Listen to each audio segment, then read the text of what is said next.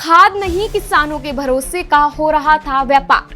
राजस्थान की धरती पर एक ऐसा सच सामने आया है जिसने पूरे किसान समाज को झकझोर दिया। धरती पुत्र कहे जाने वाले कृषि मंत्री डॉक्टर किरोड़ी लाल मीणा ने जब अजमेर के किशनगढ़ क्षेत्र के उदयपुर कला गांव में खुद पहुंचकर खेतों के बीच चल रही नकली खाद की फैक्ट्रियों का भांडाफोड़ किया तो मानो एक बड़े माफिया नेटवर्क की परतें खुल गई। दरअसल किरोड़ी लाल मीणा ने उदयपुर के कला गांव में नकली खाद की फैक्ट्रियों पर छापेमारी कर उन्होंने एक बड़े घोटाले का पर्दाफाश किया। इस कार्रवाई ने नकली डीएपी, एसएसपी और जिप्सम के अवैध कारोबार को उजागर किया। सूचना के आधार पर डॉक्टर मीणा खुद किशनगढ़ के उदयपुर कला गांव पहुंचे। वहां खेतों में बनी फैक्ट्रियों में नकली खाद तैयार हो रहा था। गोदामों में ब्रांडेड कट्टों में मार्बल का चूरा और मिट्टी भरकर डीएपी, एसएसपी और पोटेशियम जैसे उत्पादों के नाम पर बेचा जा रहा था।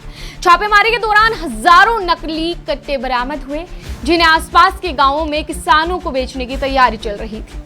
मंत्री ने तत्काल पुलिस और प्रशासन को बुलवाकर फैक्ट्रियों को सील करवाया और जांच के आदेश दिए। डॉक्टर मीणा ने कहा, मार्बल का पाउडर काला किया तो डीएपी, सफेद किया तो एसएसपी और ब्राउन किया तो पोटेशियम बना दिया। सब कुछ मशीनों में हाई टेम्परेचर में प्रोसेस हो रहा था। दूसरी मिट्टी भी यहाँ की है, तो ऐसे वो जो मार्बल का चूरा है उसके बीज से बन जाते हैं। ब्लैक कर दिया तो डीएपी, वाइट कर दिया तो एसएसपी और ब्राउन कर दिया तो पोटेशियम, एमओपी, जिसकी मांग किसानों में बनी रहती है।